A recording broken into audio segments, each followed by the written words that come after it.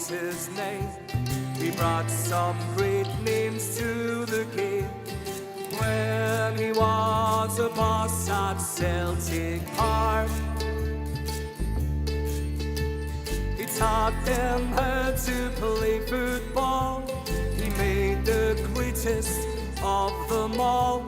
And Gallagher and Quinn had left their mark.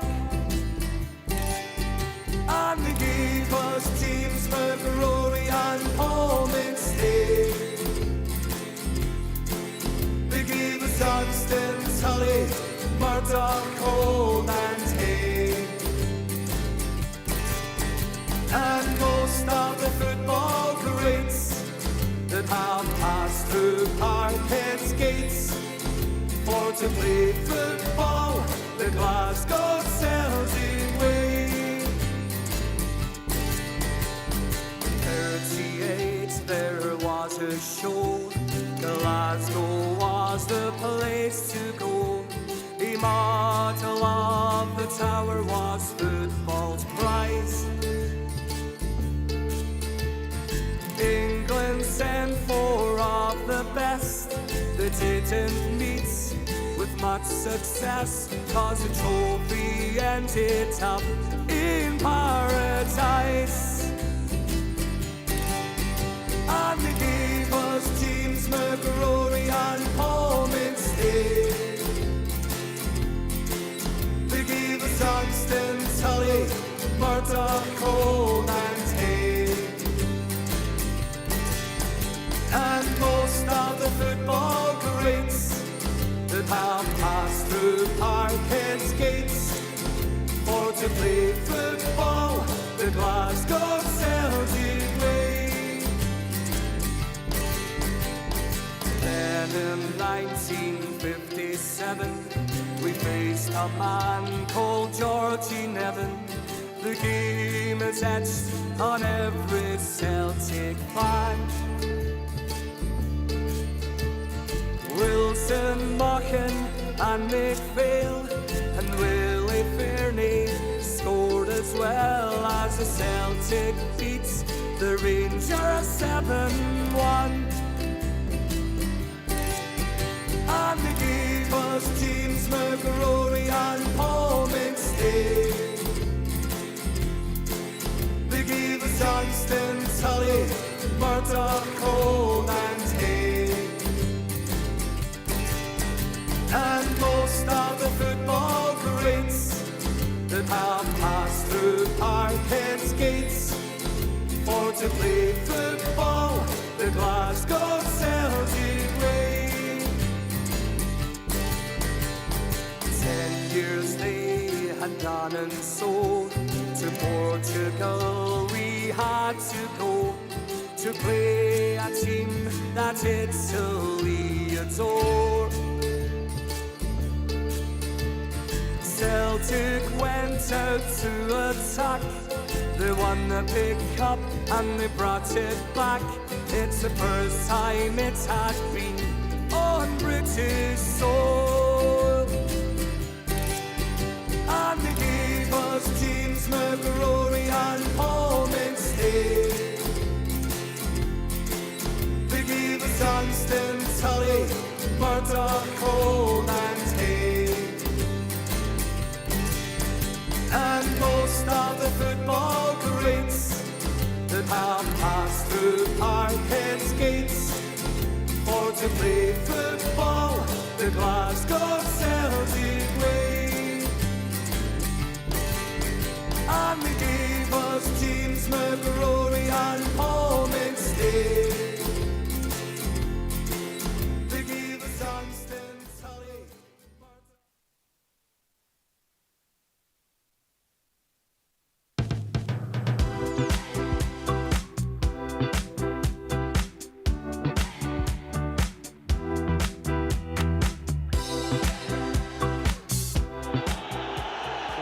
Start the match and that unique Old Firm atmosphere still prevails, despite the fact that rain has been falling all morning and is still falling heavily. The ground staff at Celtic Park were out caulking the pitch until just before the kick-off, so I think we can expect the surface to be very heavy indeed. There's Pritz involved at the start with that ball forward cut off. And McGarvey releasing Charlie Nicholas, McClellan marking. And I wonder if we may see Graham Sinclair of Celtic, the referee this afternoon, Mr. Brian McGinley of Balfron.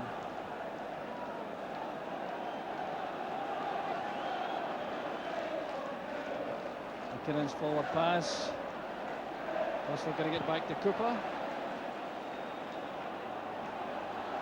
You can see the surface water. That's a great pass from Nicholas to McStay. Now McGarvey.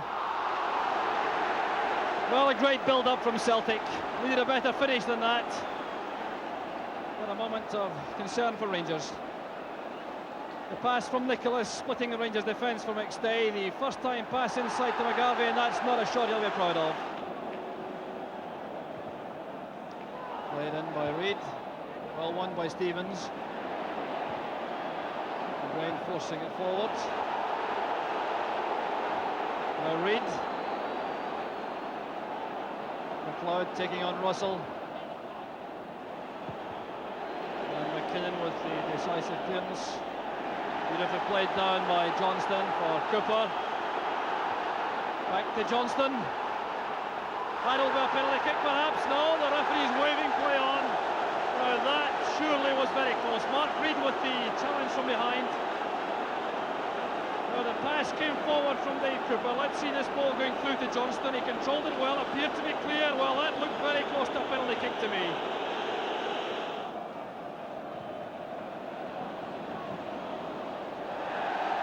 Well, McCann really invited Johnstone to play that out for the throw.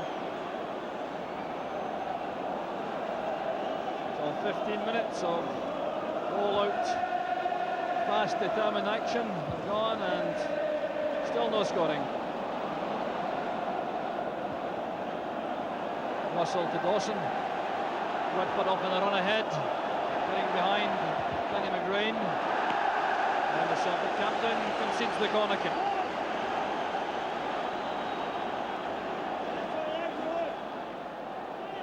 McGregor Stevens going forward for Rangers, along with John McClelland. Eric Johnstone in the 6-yard box. And there's John McClelland now going to near post. It'll be Robert Pritz to take the corner kick. Swilling in awkwardly, the ball is in the net, and Rangers are in front. Oh, what a dramatic goal. Pritz's corner kick, and Bonner appeared to punch it into the net. Here it is again, behind the goal. A great corner kick, swirling in and coming off Bonner and perhaps Mark Reid into the net. So Robert Pritz gets the credit for Rangers. That'll be his 5th goal of the season if it counts for him. Cooper with the free kick, headed away by McGrain. Russell trying the first-time shot. Redford back to McGinnon. Rangers trying desperately to capitalise on that opening goal.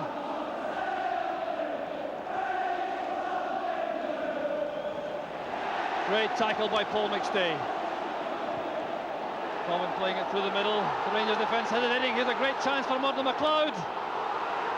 McStay following up. Paul McStay in his first Old Firm match makes it 1 apiece.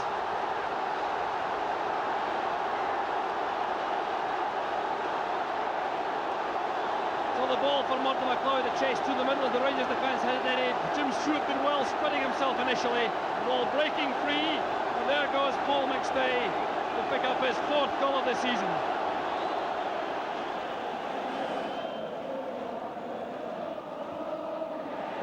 Good little ball forward from McLeod to Nicholas. Trying to flight one. Well, there again, the magic of Charlie Nicholas, so close to Celtic's 2nd. Well, he is trying to jink into position, getting away from Jim Bett, lining up that chipped ball towards the far top corner. Now 5 minutes of the first half left. Bett with a free kick. Johnstone gets a touch on. Davy Cooper. 2-1 to Rangers. Well, that was a splendidly engineered goal. Cooper's 7th of the season, All coming from the free kick. Flighted into Johnstone. Beautifully flicked on. There was Cooper, the looping header, and Bonner was stranded. They've got plenty of support forward for Derek Johnstone from Davy Cooper up front, and with support arriving from Bett, Prince and Redford in midfield particularly. The match very evenly poised, but certainly not a goal which could be considered against the run of play. Now a chance for McGarvey to use his pace. Stewart's in trouble, McGarvey has the chance, and it's Stevens who saved the day for Rangers and for Tim Stewart. A little bit tight for Rangers in that penalty area from Nicholas, but Celtic still coming forward again. There's Reid. Sinclair's header, and it was quite touched on by Nicholas. Almost got a vital touch. Sinclair showing his menace in the air. Stay so determined. Perfect chance for McGarvey.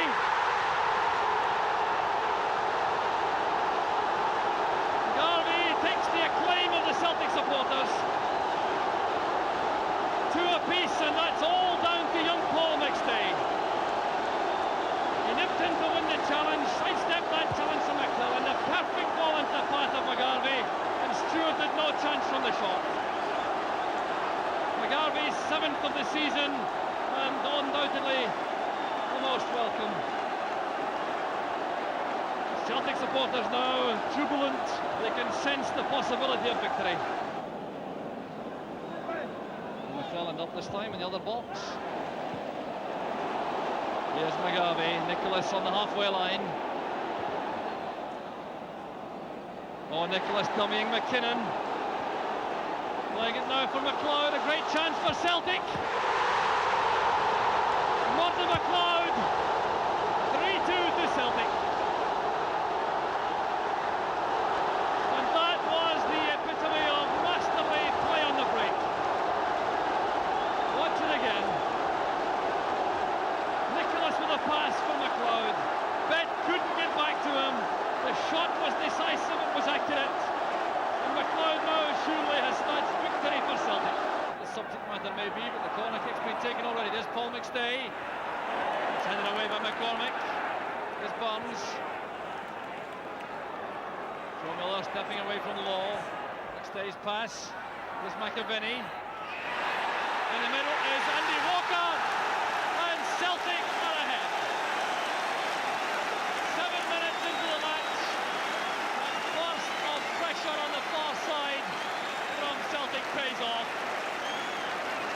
This was superb play eventually by Frank McAvenny, taking the cross to the right, controlling it, digging away from the defender, turning quickly with that excellent chipped cross. There was Andy Walker powering home the header despite the effort. Celtic have taken a grip of the match at the start of the second half. Certainly didn't have things all their own way in the first half, and conscious of that clearly as McAvenny comes inside. There's Burns. That was magnificent. 9 minutes into the second half. A goal of stunning efficiency from Tommy Burns. And Celtic go 2 ahead. And for the second time in the match, the creator was Frank McAvenny. Going wide on the touchline to win possession. Hitting his man coming inside. Long, deep outstream cross. There was Tommy Burns on the full volley, drilling the ball beyond Archie McLean. Headed by McCormick, returned by Rogan. Here's McAvenny!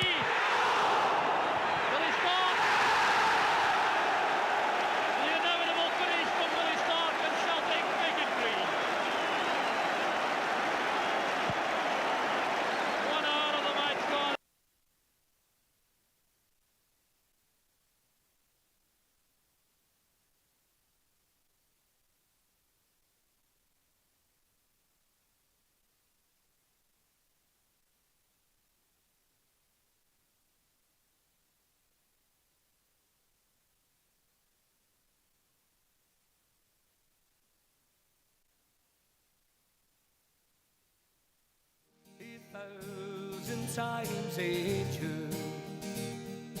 We're going away from the holy grounds and the girls we all love true. We will sail the salty over, and we'll return for sure to see again the girls we love and the holy ground once more. You're the girl I do adore, and still I live in hope to see the holy ground once more. And now the storm it is raging, and we are far from shore, and the good old ship is tossing about, and the rigging is all torn, and the secrets of my mind, my love, you're the girl I do adore, and still I live in hope to see the holy ground once more. You're the girl I do adore, and still I live in hope to see the holy ground once more. And now the storm it is over, and we are safe and well. We'll go into a public house, and we'll sit and drink our fill. We will drink strong ale and porter, and make the Rogers roll. When our money is all spent, we'll go to sea once more. You're the girl I do adore, still I live in hope to see the holy ground once more. You're the girl I do adore, still I live in hope to see the holy ground once more.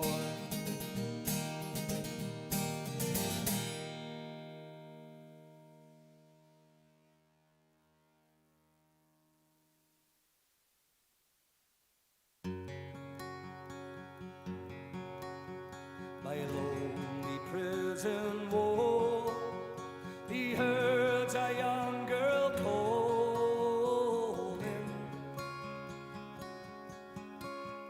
Michael, they have taken you away, for you stole Trevelyan's corn, so the young might see the morn. Now a prisoner ship lies waiting in the bay. Low lie the fields of Athenry, where once we watched the small free birds fly.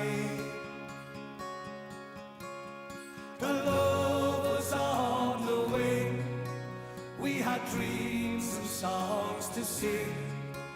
It's so lonely around the fields of Athenry.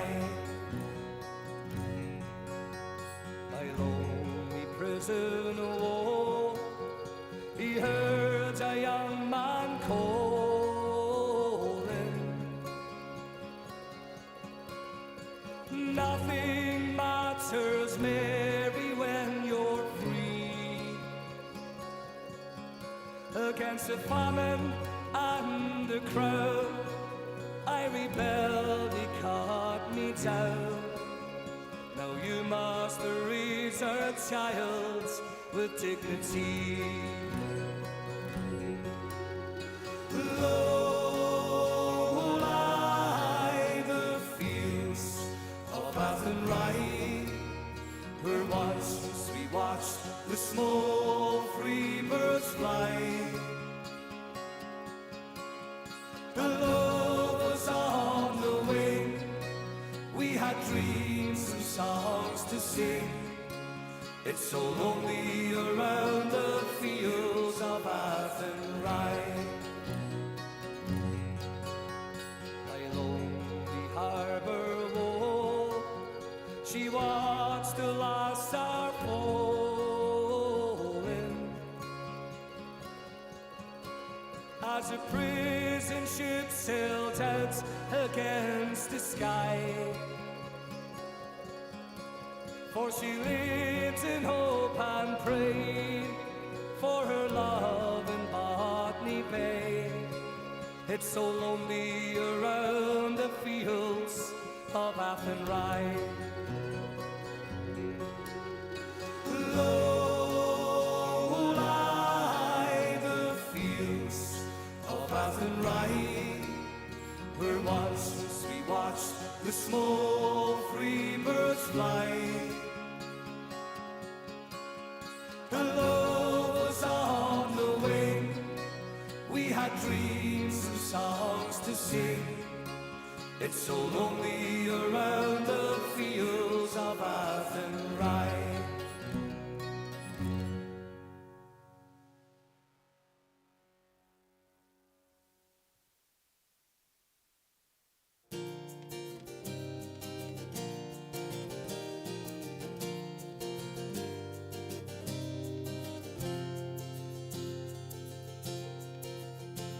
I was 18 years old when I went down to Dublin with a fistful of money and a carload of dreams. Take your time, said me father, stop rushing like hell. Remember, all is not what it seems to be. For those fellows would catch you for the coats on your back, or the watch that you got from your mother. So take care, me young bucko, and mind yourself well, and will you give this wee note to me brother? At the time, Uncle Benji was a policeman in Brooklyn. Me father, the youngest, looked after the farm, when a phone call from America said, send the lads over. The old fella said, shoot, it wouldn't do any harm. For I spend my life working this dirty old ground for a few pints of porter and the smell of a pound.